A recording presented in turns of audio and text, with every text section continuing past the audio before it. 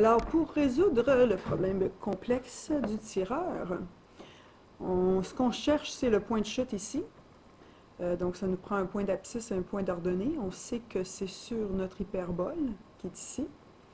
L'hyperbole dont on ne connaît pas l'équation, dont on connaît un point, dont on pourrait connaître un autre point relativement à la parabole, dont on connaît la pente de l'asymptote, et on pourrait trouver aussi la hauteur du centre de l'hyperbole, puisqu'elle est vis-à-vis le sommet de la parabole ici, donc relativement à la parabole. On pourrait trouver donc l'équation. Ça nous prend une valeur, soit le x, soit le y. On ne pourra pas connaître le y, mais on va pouvoir connaître le x en fonction du centre du cercle.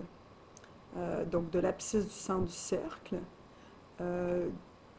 On sait que cette droite-là est tangente à notre cercle. On connaît le rayon, donc il y aurait moyen de trouver à ce moment-là l'abscisse.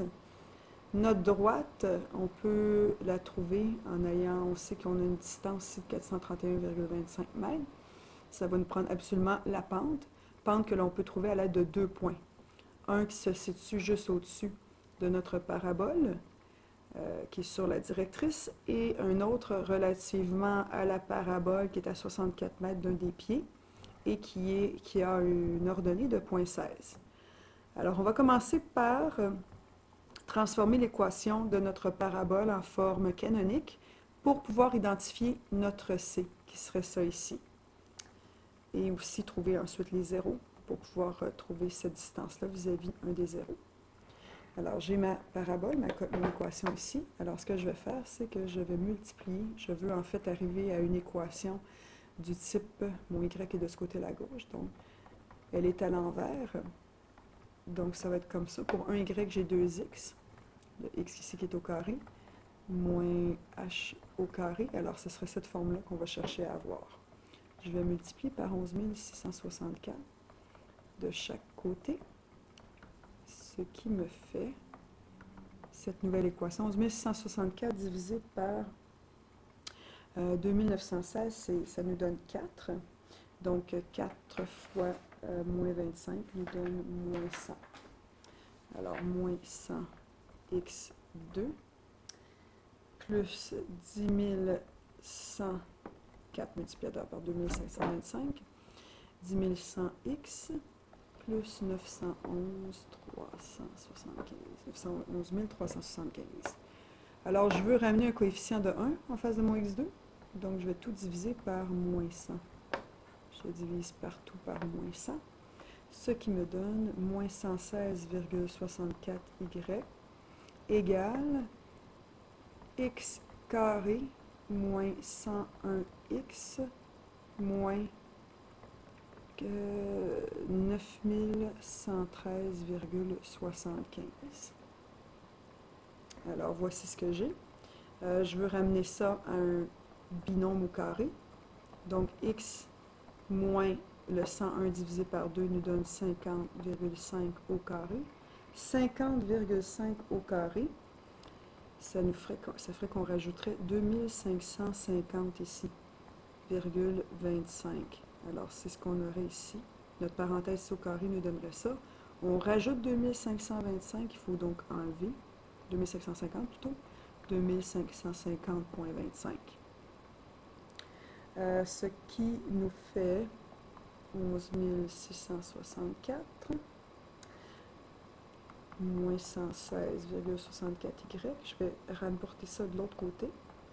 Moins 116,64y moins 11 664 me donne x moins 50,5 au carré. Je vais mettre en évidence mon moins 116,64, pardon, ce qui me donne y moins 100 ici. Ici, il fallait que j'additionne. J'étais moins ici, il fallait que j'additionne, pardon. Donc, si je retire moins, j'ai un moins ici, qui me donne x moins 50,5 au carré. J'ai donc mon h et k, mon sommet ici, 50,5, et mon k, 100. Alors, les coordonnées de mon sommet sont ainsi. Mon C, pour trouver mon C, eh bien, la formule c'était moins 4C fois Y moins K, donc moins 4C égale mon moins 116 ici. Alors, C va donner moins 116,64 divisé par 4, ce qui me fait 29,16. Donc, je vais avoir un des points de ma droite. Si j'ai 29,16 ici, ça veut donc dire que mon point sera 50,5 et 100 plus 29,16. Donc, 129,16. Alors, j'ai un de mes points. L'autre point, il faut que je trouve mon 0. Alors, j'ai mon équation ici. Alors, je vais mettre y égale à 0. Je vais donc avoir moins 116,64 fois 100 qui me donne moins 100 plutôt, fois moins 100, qui me donne x moins 50,5 au carré. Alors, je vais prendre la racine de tout ça. Et la racine va me donner plus ou moins 108. C'est plus ou moins ma racine.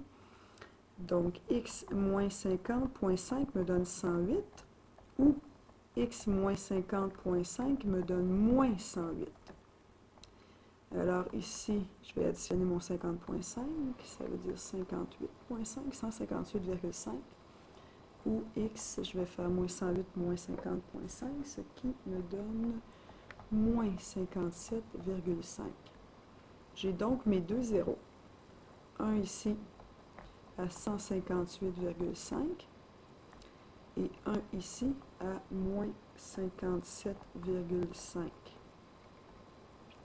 Si j'enlève 64, je me retrouve donc avec le point d'abscisse moins 121,5 et le point d'ordonnée qui est 0,16, 0,16 ici.